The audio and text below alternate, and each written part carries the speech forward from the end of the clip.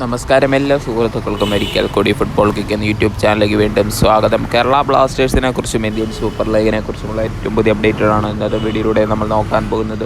വീഡിയോയിലേക്ക് കടക്കും മുമ്പ് നിങ്ങൾ ഇതുവരെയായിട്ടും ചാനൽ സബ്സ്ക്രൈബ് ചെയ്യാതാണ് വീഡിയോ കണ്ടുകൊണ്ടിരിക്കുന്നതെങ്കിൽ ദയവായി സബ്സ്ക്രൈബ് ചെയ്ത് വീഡിയോ കാണാൻ ശ്രമിക്കുക. അപ്പോൾ ഗൈസ്, നമുക്ക് ആദ്യത്തെ അപ്ഡേറ്റിലേക്ക് തന്നെ കിടക്കാം. ഇന്ത്യൻ സൂപ്പർ ലീഗിൽ ഇന്നലെ Punjab FC versus north east United FC പോരാട്ടമായിരുന്നു നടന്നത്. ആ മത്സരത്തിൽ പഞ്ചാബ് FC വിജയം കരസ്ഥമാക്കിയിരിക്കുകയാണ്. എതിരില്ലാത്ത ഒരു ഗോളിനാണ് പഞ്ചാബ് FC ഇന്നലത്തെ മത്സരത്തിൽ വിജയിച്ചതും.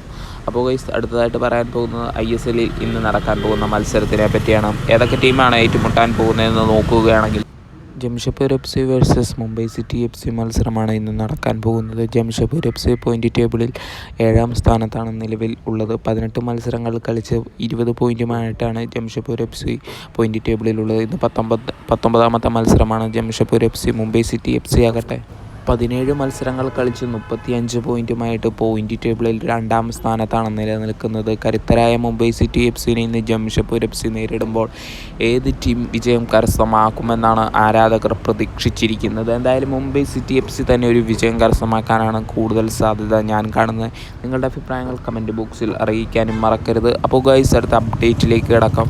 ഈ സീസണിൽ കേരള ബ്ലാസ്റ്റേഴ്സ് പുതിയതായിട്ട് സൈൻ ചെയ്ത വിദേശ താരമാണ് മിലോസ് ടുൻസിച്ച്. താരം ബ്ലാസ്റ്റേഴ്സിന് വേണ്ടി നിരവധി മത്സരങ്ങൾ കളിച്ചിട്ടുണ്ട്. അതേപോലെ തന്നെ താരം നിരവധി മത്സരങ്ങളിൽ ബ്ലാസ്റ്റേഴ്സിൻ്റെ രക്ഷകനായിട്ട് വരുന്നതും നമ്മൾ കണ്ടിട്ടുണ്ട്. എന്തായാലും മിലോസ് ടുൻസിച്ച് അടുത്ത സീസണിലും കേരള ബ്ലാസ്റ്റേഴ്സിൽ തുടരുമോ എന്നാണ് ആരാധകരുടെ ഒരു ചോദ്യം.